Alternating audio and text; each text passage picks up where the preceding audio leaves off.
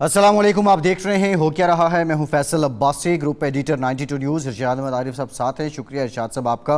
Programme में हमें join किया है पाकिस्तान तहरीक इंसाफ की सीनियर रहनुमा ज़रताज गुल साहिबा ने। बहुत शुक्रिया ज़रताज साहिबा आपका। आपसे गुफ्तगू करते हैं। पाकिस्तान तहरीक इंसाफ के चेयरमैन इमरान खान ये कहते हैं कि उनकी जमात को तोड़ने की कोशिश की जा रही है। ऐसा तासुर दिया जा रहा है कि पाकिस्तान तहरीक इंसाफ और फ़ौज में लड़ाई कराई जा रही है।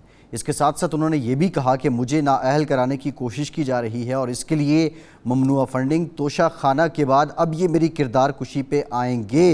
और शहबाज गिल से मुतालिक उन्होंने ये कहा है कि शहबाज गिल ने अगर कोई बयान दिया है तो उसको कोर्ट ऑफ लॉ में लाना चाहिए, वो कानून के कटहरे में आएँ और अपनी सफाई पेश करे। लेकिन साथ ही साथ इससे पहले जो लोग ऐसी बातें करते रहे उनको भी कानून के कटहरे में लाया जाना चाहिए।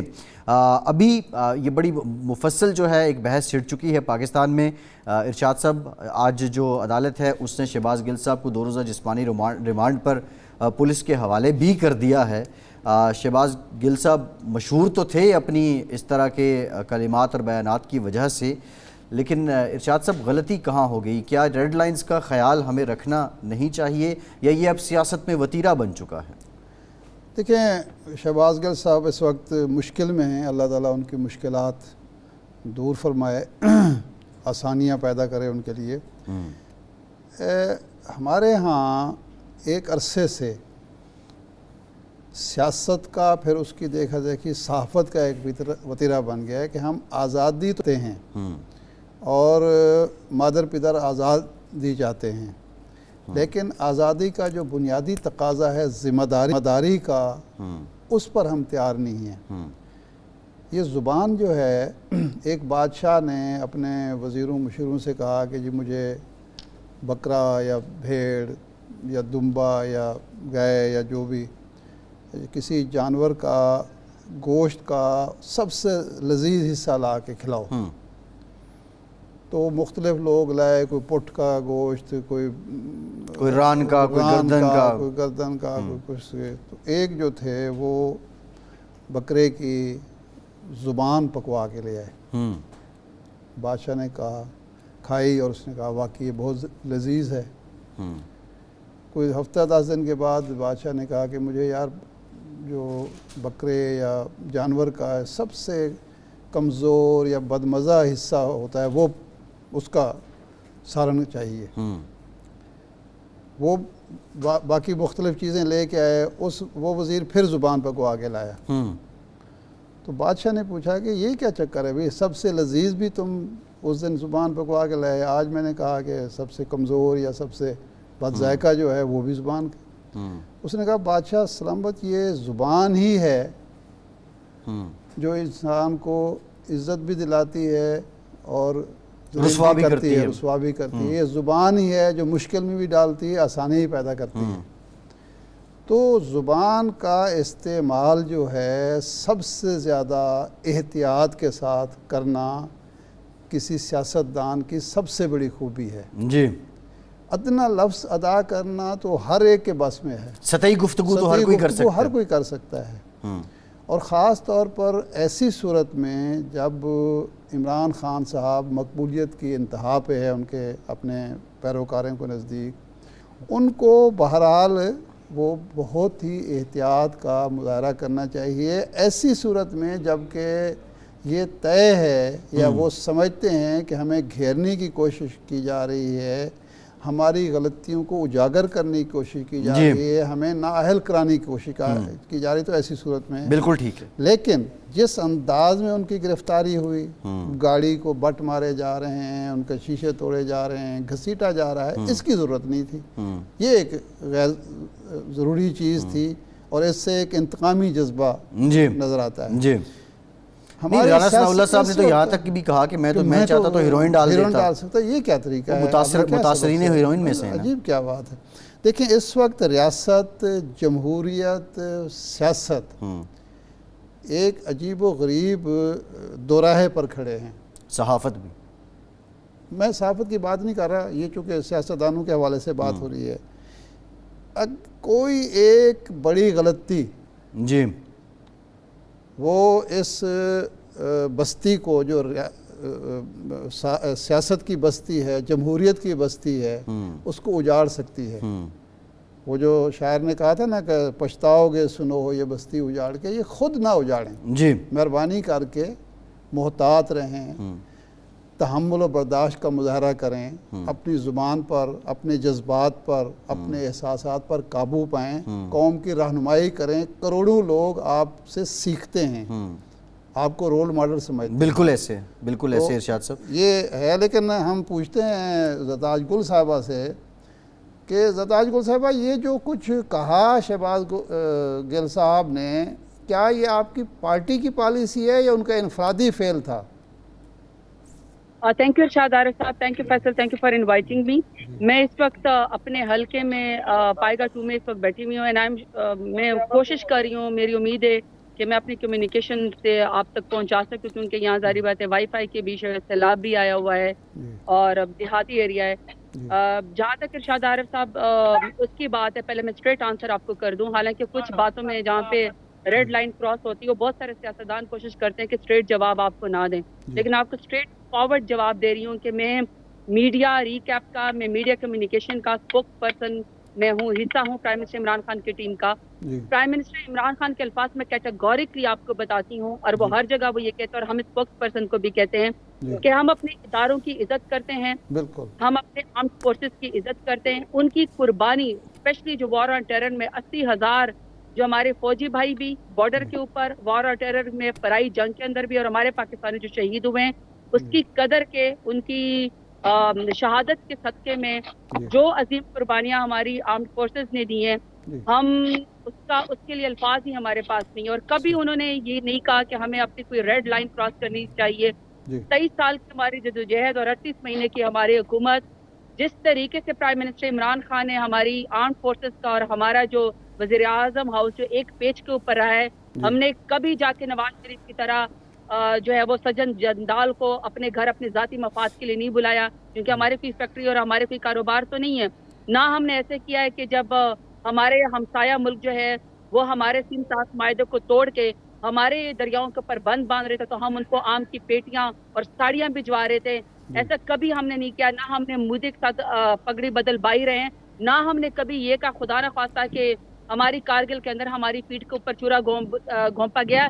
ये जो anti establishment, anti armed forces और उनकी कुर्बानियों को रायगाह करने का जो मंसूबा है, जो अल्फाज हैं, ये जो 12-12 गज की ज़बानें हैं पीएमएलएन की, पीडीएम की, उन्हीं के लीडरान को मुबारक हो। ये हमारा बयान नहीं है। ये ठीक है, बिल्कुल दुरुस्त, आपने दुरुस्त फरमाया। अब ये फरमाएं कि खान साहब को नाअहल कराने की या तहरीक इंसाफ पर पाबंदी लगाने की कोशिश हुकूमत क्यों कर रही है, उससे क्या मकसद हासिल करना चाहते हैं?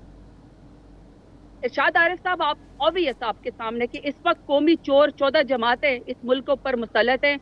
जो हुकूमत इलेक्टेड थी, जिसने 1,70,00,000 वोट लिया था, जो पाकिस्तान के वज़ीर आज़म भी थे, जिनके सिंध के अलावा हुकूमत थी पीटीआई की, उनको रजीम चेंज के जरिए ज़मीर फरोशी करके मिर जाफ़र और मिर सादिक बना के जिस तरह उनको हटाया गया, जिस तरह हमें अपनी जो है वो हुकूमत से हमें हटाया गया, उन लोगों को जब हमारे सर के ऊपर मुसल्लत किया गया 3 महीने के अंदर, जिन्होंने मुल्क की इकोनॉमी का बेड़ा गर्क किया, अवाम के ऊपर कमर तोड़ महंगाई जिस तरीके से उन्होंने कर दी, गरीब का जीना दोबर कर दिया, हमने एक खुला चैलेंज दिया कि ये 14 कौमी चोर जमातें हमारे खिलाफ जनरल इलेक्शन लड़े, हम उनका मुकाबला करेंगे।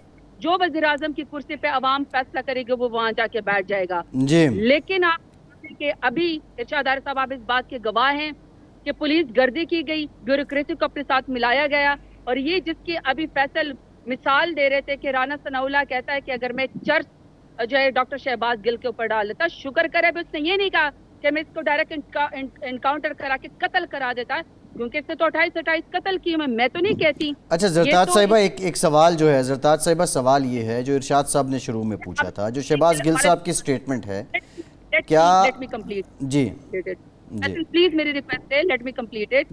मैं सिर्फ ये कहना चाह रही हूँ कि इरशाद आरिफ साहब को भी पता है कि हमने इन 14 कौमी जमातों के जो चोर जमातें, इनके खिलाफ अभी हमने पंजाब के अंदर बाई इलेक्शन लड़ा, हमने 15 की 15 सीटें हम लोगों ने जीती। इसका मतलब है कि अवाम में ये कौमी चोर, ये कौमी जमातें जो अपने आप को कहती हैं 14 जमातें, हमारा मुकाबला कर नहीं सकती, इमरान खान को हरा नहीं सकती हैं।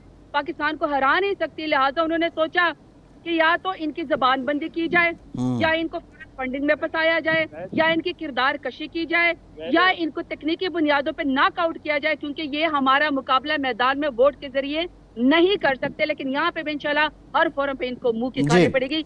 इनका मंसूबा आवाम के सामने। जी सही है। अच्छा, अभी जो शुरू में इरशाद साहब ने बात की थी, हम आपसे सिंपल अल्फाज में ये जानना चाह रहे हैं, शहबाज गिल साहब की ये स्टेटमेंट क्या पार्टी पॉलिसी थी? अगर पार्टी पॉलिसी नहीं थी तो आप समझती हैं कि ज़ाती हैसियत में उन्होंने रेड लाइन क्रॉस की और इसकी मजम्मत करनी चाहिए?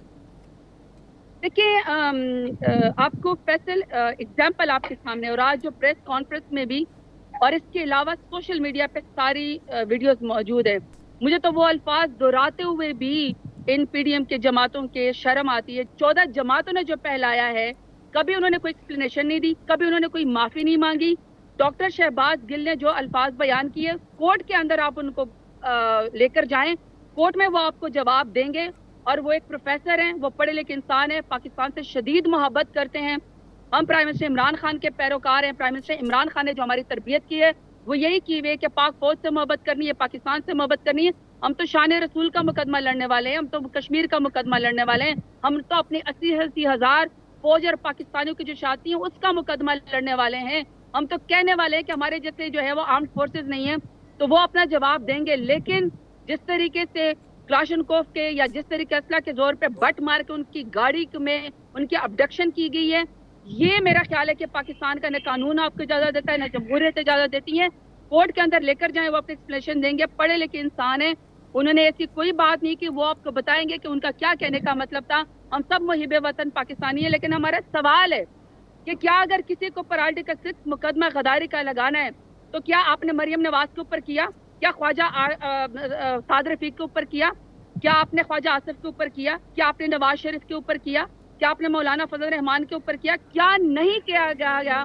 तो मैं ये कहना चाह रही हूँ कि नहीं, सवाल यही है कि आपकी हुकूमत थी, आपके हुकूमत के दौरान ये गुफ्तगू होती रही, आपने उनके ख़िलाफ़ कोई कार्रवाई नहीं की। अब राना सनाउल्लाह साहब ने तो जब समझा कि भाई ये गलत हो रहा है, शहबाज गिल साहब का जो बयान है वो गलत है, तो उन्होंने तो कार्रवाई कर दी।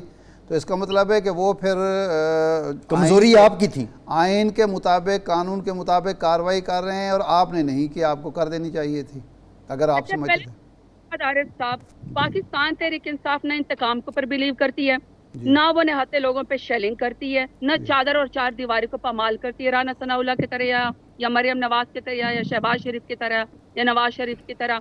ना हम किसी को इत्तेफाक फाउंड्री के अंदर जो है लोगों को भट्टियों में जलाते हैं, ना हम मावराए अदालत कत्ल करते हैं, हम किसी के ऊपर गद्दारी के फतवे नहीं लगाते, ना हम किसी के खिलाफ इंतकाई कार्रवाई करते हैं। लेकिन जो इनके लीडरान ने रेड लाइन क्रॉस की है, फिर उनके खिलाफ भी मुकदमे होने चाहिए। अभी जो राना सनाउल्लाह ने बेहतर समझा, अब ये जो पाकिस्तान के अंदर 28 कत्ल करने वाले, ये चर्च का कारोबार करने वाले, सीधी खवातीन के मुंह पे गोलियां मारने वाले, मॉडल टाउन वाले, हमें सर्टिफिकेट देंगे कि हुब्बुल वतनी क्या है, हमें बताएंगे कि पाकिस्तान से मोहब्बत क्या है। हम तो भगोड़े नहीं है, हम लंदन नहीं भागेंगे नोटों के बैग भागे, हमारा जीना मरना पाकिस्तान के अंदर है। हम नहीं, आप भगोड़े, आप बिल्कुल भगोड़े नहीं हैं। आप ये कहते हैं, ठीक है, खान साहब कहीं नहीं गए। आपने इस्लामाबाद, नहीं एक मिनट, आपने इस्लामाबाद में जलसा रखा, 2 तड़ियाँ लगाई राना सनाउल्लाह ने, आप भाग के लाहौर आ गए। आप जलसा लाहौर में कर रहे हैं राना सनाउल्लाह के डर से। इरशाद आरिफ साहब, आप ही के जो आपने अल्फाज बोले, इसका मतलब है कि पाकिस्तान की आवाम और मीडिया पे बैठ के पढ़े लिखे लोग ये बात जान चुके हैं कि राना सनाउल्लाह कत्ल भी करते हैं, वो तड़ियां भी लगाते हैं, वो चादर और चार दीवारी को पामाल भी करते हैं, वो खवातीन और बुजुर्गों के ऊपर शेलिंग भी करते हैं, FIR भी करते हैं, इंतकामी कार्रवाई भी करते हैं। जहाँ तक PTI की बात है, कश्मीर में जलसा करें, हमें मैदान चाहिए, अवाम हमारे साथ है, अवाम के दिल प्राइम मिनिस्टर इमरान खान के साथ धड़कते हैं, हम अवामी लोग हैं। अभी भी मैं अपने हल्के में बैठी हुई हूँ, हम मुंह नहीं छुपाते, हमने करप्शन नहीं की, हमने मनी लॉन्ड्रिंग नहीं की, मीर जाफर और मीर सादिक नहीं है, ये अवाम में हमारा मुकाबला नहीं। अभी आप कह रही थी हम गद्दारी के फतवे नहीं देते, फिर आप मीर जाफर मीर सादिक पे आ गई हैं। मीर जाफर मीर सादिक कौन थे? तारीख बताती है गद्दार थे। अच्छा, आपके जो वज़ीर आला हैं पंजाब में, वो ज़रा इस सारी सिचुएशन पे क्या राय रखते हैं? ज़रताज साहिबा, हम आवा देते हैं परवेज़ इलाही साहब ने इस सारे मामले में क्या राय दी, اور ان کا مشورہ کیا تھا اور ان کی ریزرویشنز کیا تھی، ذرا یہ سنیے پھر آ کے بات کرتے ہیں۔ اس نے اداروں کے خلاف بات کی ہے، میں نے بڑا اس میں ڈانٹا ہے کہ یہ بڑی بری بات ہے، اور خان صاحب کا خود بیان ہے فوج کے حق میں کہ یہ پاکستان کی فوج ہے اور جو اس کے خلاف کرتا ہے وہ پاکستانی نہیں ہو سکتا۔ بالکل کرنا چاہیے، میں نے اس کے خلاف بیان دیا ہے۔ میں نے کہا آپ کون ہوتے ہیں ہماری وہ پالیسی کو کہنے والے اور یہ کرنے والے، اور اس کا نقصان ہوا ہے، اس کا فائدہ نہیں۔ پرویز الہی صاحب نے مشورہ دیا کہ شہباز گل کے بیان سے پی ٹی آئی لا تعلقی کرے، لیکن آج خان صاحب کی سپیچ میں ایسا کچھ بھی نہیں تھا۔ آپ بھی زرتاج صاحبہ یہ نہیں بتا رہی ہیں کہ یہ پارٹی پالیسی تھی یا ان کا بیان ذاتی حیثیت میں تھا۔ اپنے چاہنے والوں کو، اپنے فالوورز کو، پاکستان کے عوام کو کچھ تو بتائیں، یہ کیا تھا، یہ کس کے کہنے پہ شہباز گل نے ایسی باتیں کی؟ اچھا، پہلے فیصل شاید آپ نے میری پہلی سٹیٹمنٹ نہیں سنی کہ پرائم منسٹر عمران خان کی ہی ہمارے لیے اسپوک پرسن کی سٹیٹمنٹ ہوتی ہے کہ ہم اپنے اداروں کی، آرمڈ فورسز کی، ڈیکوریٹڈ آفیسرز کی اور ان کی شہداء کی قربانیوں کی ہم ہمیشہ قدر کرتے ہیں، ہم کبھی ریڈ لائن کراس نہیں کرتے ہیں۔ جہاں تک اس کی بات ہے ڈاکٹر شہباز گل کی، پڑھے لکھے انسان ہے، پروفیسر ہے، ان کو ایک موقع دیا جائے تاکہ وہ اپنی بات ایکسپلین کر لیں۔ ہو سکتا ہے کہ شارٹ سپین میں 2 منٹ میں 3 منٹ میں جو وہ یہ بات کرنا چاہتے ہیں وہ نہ کر سکے، ان کو موقع دیا جائے، لیکن ان کو ابڈکشن کر کے، مار پیٹ کر کے، بغیر مقدمے کے اٹھانا ماورائے عدالت ہے۔ ان کو ایکسپلینیشن کا موقع دیا جائے۔ محب وطن پاکستانی اور ہماری خون کے اندر شامل وفا جو ہے پاکستان کے، وہ ہماری تو تربیت ہی ہے۔ جہاں تک ہے کہ کسی نے غداری کے سرٹیفکیٹ بتانے ہیں، یا آپ مجھے کہہ رہے ہیں کہ فلانے کو میر جعفر اور میر صادق کہہ رہے ہیں، یہ تو وقت نے ثابت کیا ہے۔ یہ جو انسانوں کی منڈی جو ہے میریٹ ہوٹل کے اندر اور سندھ ہاؤس کے اندر لگائی گئی تھی، یہ تو ساری دنیا کو پتا ہے کہ زرداری سندھ کے عوام کا پیسہ لا کے پنجاب کے اندر نمائندوں کی بولیاں لگاتا ہے بھیڑ بکریوں کی طرح، 50 ارب میں، 50 کروڑ میں، 10 کروڑ میں، 13 کروڑ میں۔ ہم تو کہہ رہے ہیں کہ کراچی ڈوبا پڑا ہے، سندھ میں فلڈ آیا ہوا ہے، لوگ مر رہے ہیں، نالے گندے وہاں پہ پڑے ہوئے ہیں، لوگوں کے اوپر ابل رہی ہے، چھتیں گر رہی ہیں۔ وہاں جا کے کسی انسان کے لیے 4 کروڑ 10 کروڑ لگا لو تاکہ سندھ بچ جائے، کتا زدہ نہ ہو جائے۔ وہاں پہ میڈیسن تک نہیں ملتی، کتے کے کاٹنے کی ویکسین وہاں پہ نہیں ملتی۔ یہی تو ہم کہہ رہے ہیں، یہاں پہ انسانوں کی مڑیاں پنجاب میں نہ لگاؤ کہ پنجاب میں آپ لوگوں کی خرید و فروخت کرے۔ تو یہ تو obvious سی بات ہے۔ یہ کب ہوا ہے کہ یہ جو میر جعفر اور میر صادق جو وہ بنے، اس کو کسی نے ایکسیپٹ نہیں کیا؟ یہ تو حقیقت ہے دنیا میں۔ ہمارے یہ پارٹی کے الیکشن کے اوپر، ہماری ٹکٹ کے اوپر جو الیکشن لڑنے والے ہیں، وہ 50 کروڑ لے کے جو وہ اپنی طرف سے جو ہے وہ پارلیمان کے اندر اپوزیشن لیڈر بنے، وہ کہتے ہیں میں نے اگلا الیکشن یہ نواز شریف کی پارٹی سے لڑنا ہے، لیکن الحمدللہ ان کی بھی ضمانتیں ضبط ہوں گی۔ ابھی مجھے بتا دیں کہ 14 پارٹیوں نے مل کے ہمیں ہرانے کی کوشش کی انتظام کے ساتھ، ہم نے کیا ان کو منہ کی نہیں کھانی پڑی؟ ہم نے ان کو ہرایا ہے۔ ہائیسٹ ووٹ ہم نے لیا، ہم نے دوبارہ پنجاب میں عوام کی طاقت سے حکومت بنائی ہے۔ ہم بند دروازوں کے پیچھے سازشیں نہیں کرتے، ہم جو ہے میر جعفر اور میر صادق نہیں بنتے ہیں، ہم عوام کی طاقت میں جاتے ہیں۔ ابھی بھی اس کا حل، یہ سارے بحران کا حل ہی ہے۔ جی ٹھیک ہے زرتاج صاحبہ بہت شکریہ آپ کے وقت کا، آپ ہمارے ساتھ موجود تھیں۔ ایک بریک، اور بریک کے بعد ذرا اسی معاملے پہ بات کریں گے۔ پرویز الہی صاحب کا اگر مشورہ مان لیا جائے تو یہ ساری سچویشن ڈی ایسکیلیٹ بھی ہو سکتی ہے۔ بریک کے بعد بات کرتے ہیں۔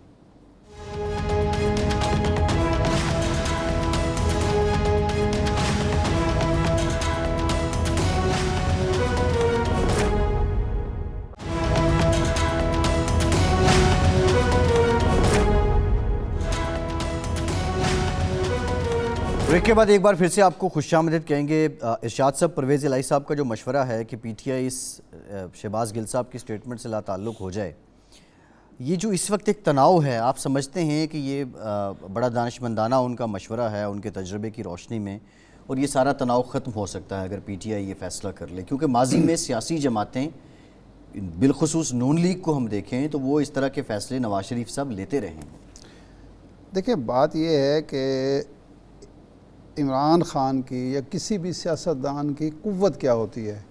عوام ہوتے ہیں، ووٹ ہوتا ہے، رائے عامہ ہوتی ہے۔ اب اس قوت کو آپ نے لے جانا ہے عام انتخابات میں۔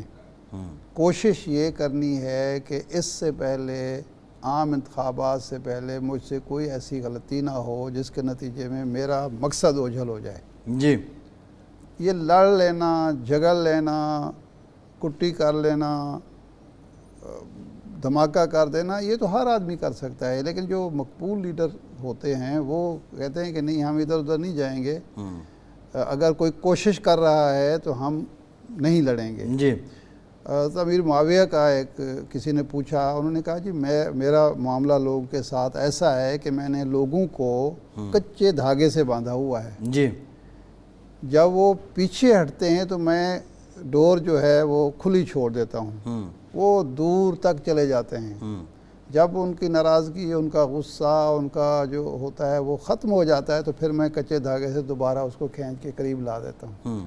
تو یہ جو سیاستدان ہوتا ہے وہ لوگوں کو، اپنے دوستوں کو، حامیوں کو، مخالفین کو، معترضین کو، شاکیوں کو کچے دھاگے سے باندھ کے رکھتا ہے، اور اسی کا نام سیاست ہے۔ بالکل ٹھیک ہے، بالکل ٹھیک ہے۔ ہمیں پی ڈی ایم کے ترجمان اور جے یو ایف اے کے سینئر رہنما حافظ عبداللہ صاحب نے جوائن کیا ہے، بہت شکریہ حافظ صاحب آپ کے وقت کا۔ حافظ صاحب، یہ جو سارے معاملات ہیں اور اس سارے معاملے میں آپ کی حکومت پہ یہ الزام لگ رہا ہے کہ آپ انتقامی کارروائیاں کر رہے ہیں، اور پھر یہ بھی الزام لگ رہا ہے، عمران خان صاحب نے یہ کہا کہ آپ الیکشن کمیشن کو بھی استعمال کر رہے ہیں، آپ توشہ خانہ کے ریفرنسز بھی بنا رہے ہیں، اور اب آپ عمران خان صاحب کی کردار کشی کرنے کے لیے آ گئے ہیں۔ اگر آپ واقعتاً ایسا کر رہے ہیں تو آپ نہیں سمجھتے کہ یہ بہت گراوٹ کا شکار سیاست ہے؟ بسم اللہ الرحمن الرحیم، بہت شکریہ۔ دیکھیے، عمران خان صاحب کے منہ میں ایک زبان نہیں ہے، درجن سے بھی زیادہ زبان ہے، اور اس درجن زبانوں سے ایک ہی بیانیہ نہیں، ہر ایک زبان کی الگ الگ بیانیہ ہے، اور ہر زبان کے ذریعے وہ ایک الگ داستان اور ایک الگ جھوٹ وہ بیان کر رہے ہیں اور بولتے ہیں۔ دیکھیے، بات یہ ہے، جب یہ حکومت میں آئے یا لائے گئے، ان کو مسلط کیا گیا، کیا انہوں نے نیب کو اپوزیشن کے خلاف استعمال نہیں کیا؟ کون سا ادارہ ہے جو انہوں نے اپوزیشن کے خلاف استعمال نہیں کیا؟ بشیر میمن آپ کے سامنے وہ خود اعتراف کر رہے ہیں کہ مجھے پی ایم ہاؤس بلایا اور مجھے کہا کہ فلان فلان فلان کے خلاف جو حزبی اختلاف سے ان کا تعلق تھا، ان لیڈروں کے خلاف بغاوت اور غداری، کرپشن وغیرہ وغیرہ کے کیس بناؤ، جس میں خاقان عباسی، رانا ثناء اللہ اور خواجہ سعد رفیق، یہ تمام کیسز آپ کے سامنے بھی ہے۔ لہٰذا انہوں نے ادارے استعمال کیے۔ اب وہ جو الزام لگا رہے ہیں کہ پی ڈی ایم کی حکومت یا حکمران اتحاد عمران کے خلاف ادارے استعمال کرتے ہیں، تو وہ مثلاً فارن فنڈنگ کیس کی مثال دیتے ہیں یا توشہ خانہ کی، اور تو کچھ نہیں ہے۔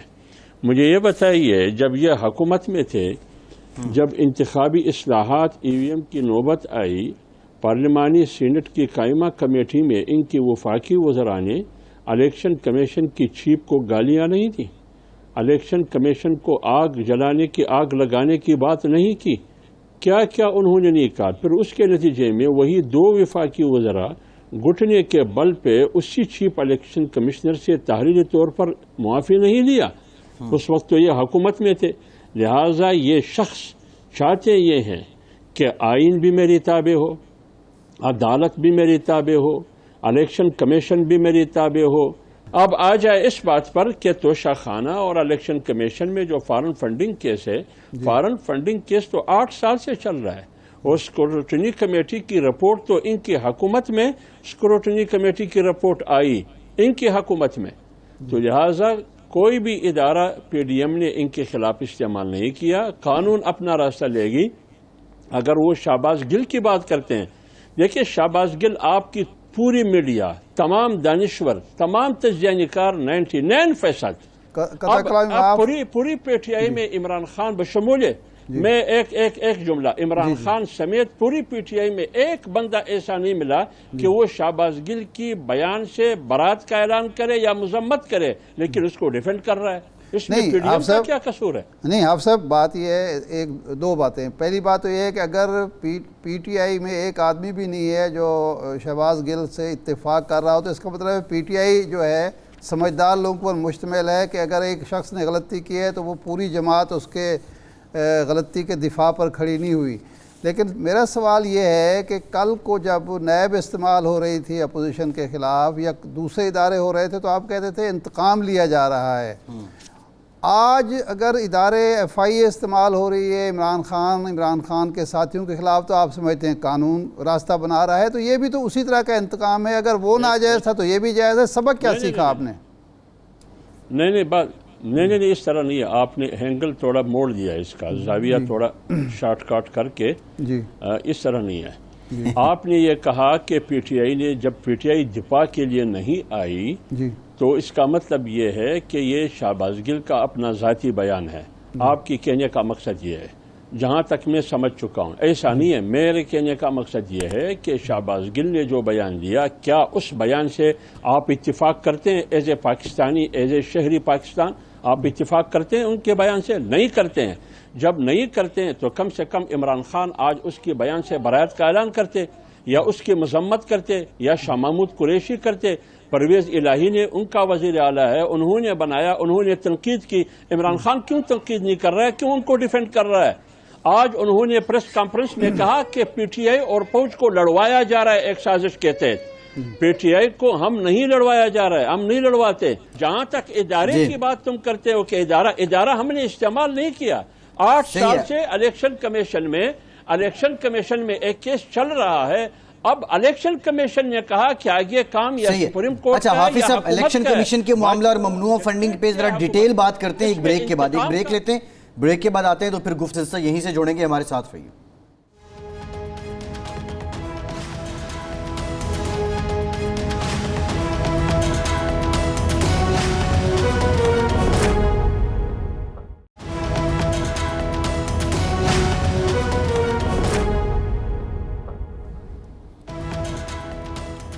بریک کے بعد ایک بار پھر سے آپ کو خوش آمدید کہیں گے۔ ہمارے ساتھ حافظ حمداللہ صاحب موجود ہیں۔ حافظ صاحب، آپ کی حکومت کی خوش بختی یہ ہے کہ بتدریج ڈالر جو ہے اس کی قدر گر رہی ہے، عالمی مارکیٹ میں پیٹرولیم مصنوعات کی قیمتوں میں بھی کمی ہو رہی ہے، لیکن اس سب کے باوجود جو پاکستان کے عوام ہیں ان کی حالت پتلی ہی ہے۔ یہ آپ کی معاشی پالیسیوں کا اثر عوام کی زندگیوں پر کب نظر آئے گا؟ دیکھیے، آپ کی بات بالکل صحیح ہے، ہمیں بھی دکھ ہے، ہمیں بھی افسوس ہے، اور ہماری کوشش بھی یہی ہے۔ مہنگائی کا اثر عام آدمی پر، غریب پر بالکل ہوتا ہے، جس سے وہ متاثر ہوتے ہیں۔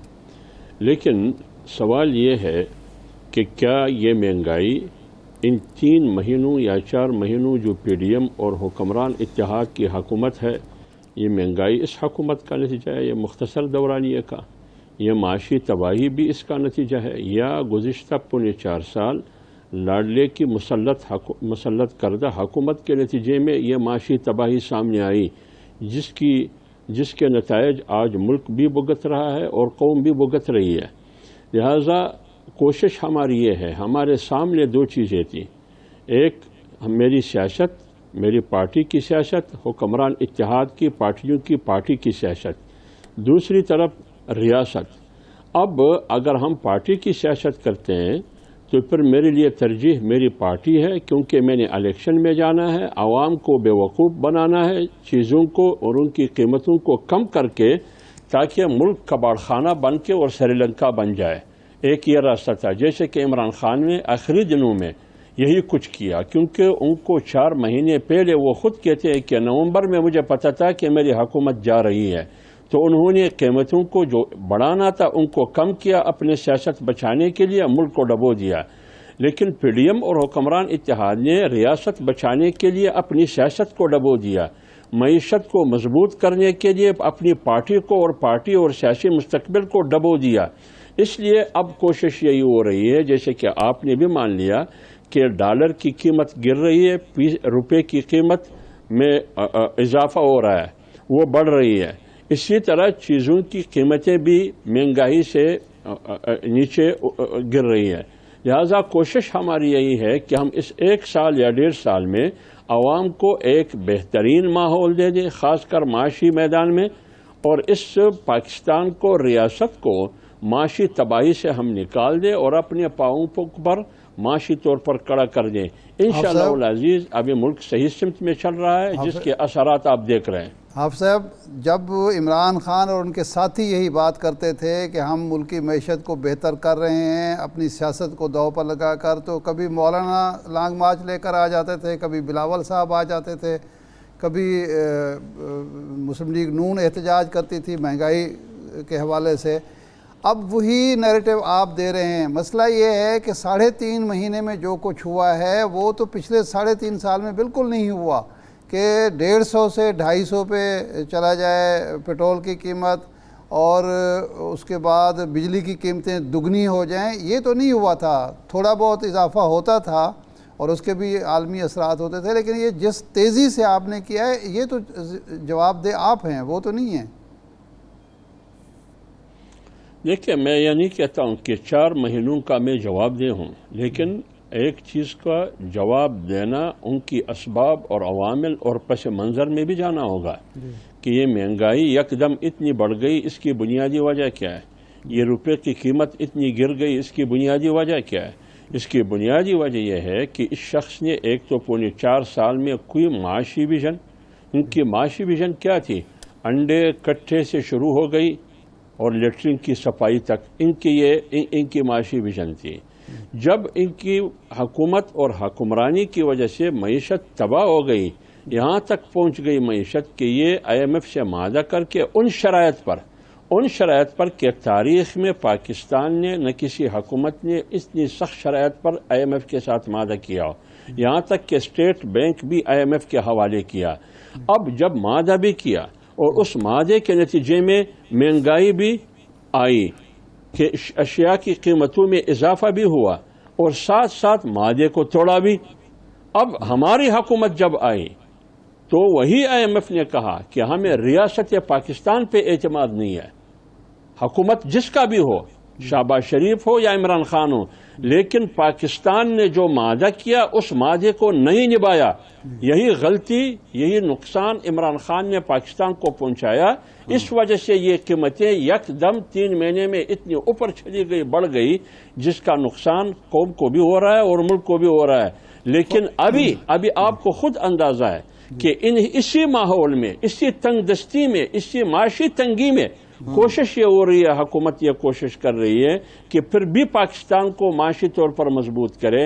لہذا اشارے اور سگنل معاشی آپ کو بتا رہا ہے کہ معیشت صحیح سمت پہ جا رہا ہے. حافظ صاحب, ابھی تھوڑی دیر پہلے خرم دستگیر صاحب یہ کہہ رہے تھے کہ ہمارا کوئی دوست ملک ہماری مدد کرنے کے لیے تیار نہیں. یہ جو IMF ہے اس سے تو معاہدہ ٹوٹا, لیکن سعودی عرب, چین, UAE, باقی دوست ملک آپ کی حکومت کی مدد نہیں کر رہے, تو یہ تو آپ کی ناکامی ہے, آپ کی حکومت پر اعتماد نہیں ہے دوستوں کو. دیکھیں یہ جو فارن فنڈنگ کیس آیا, ہم روز اول سے احتجاج میں تھے کہ عمران خان اور عمران رجیم کو بین الاقوامی اور ملکی سطح پر ایک سازش کے تحت ان کو مسلط کیا گیا, جو آج نقصان 22 کروڑ عوام اس کا نقصان سے وہ متاثر ہو رہے ہیں اور پوری ریاست متاثر ہو رہی ہے. معاشی میدان میں بھی پاکستان خارجہ پالیسی کے میدان میں تنہائی کا شکار ہے.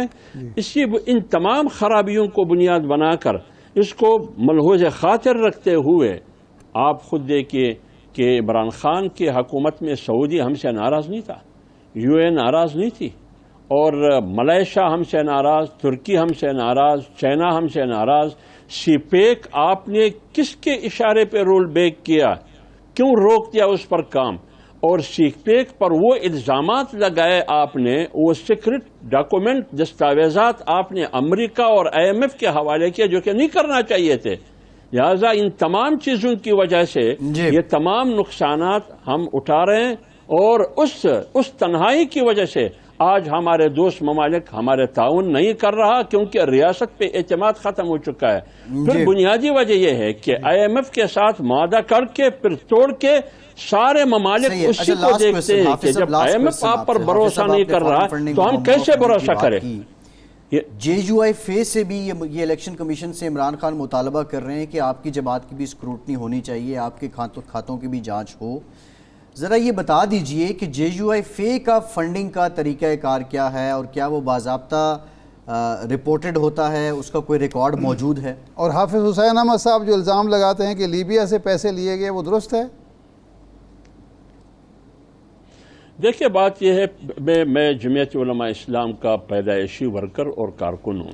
ایسا نہیں ہے کہ میں ایک حادثے کے نتیجے میں یہاں تک پہنچا ہوں یا سرمایہ اور دولت کے نتیجے میں.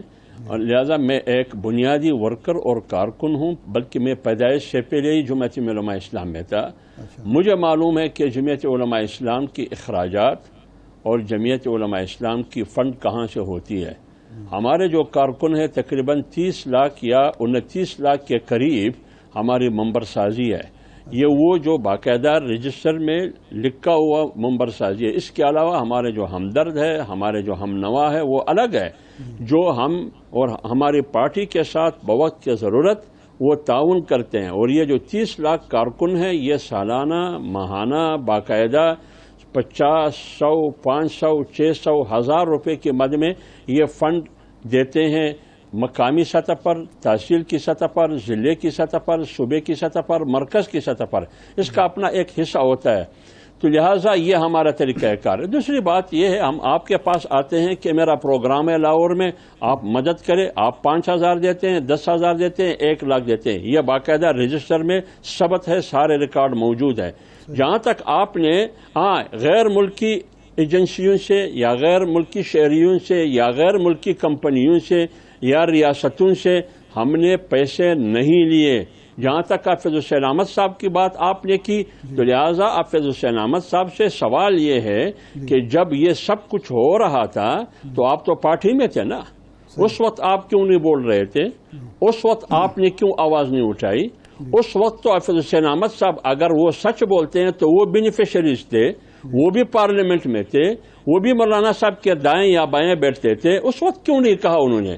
اور جہاں تک دوسرا جواب اس کا یہ ہے، اگر فرض کرے حافظ حسین احمد کی بات درست ہے تو وہ آ کے نا ثبوت دے۔ عدالتیں موجود ہے، الیکشن کمیشن موجود ہے، یہاں پی ٹی آئی کے تو اکبر اس بابر باقاعدہ ثبوتوں کے ساتھ وہاں جا کے پیش ہوئے۔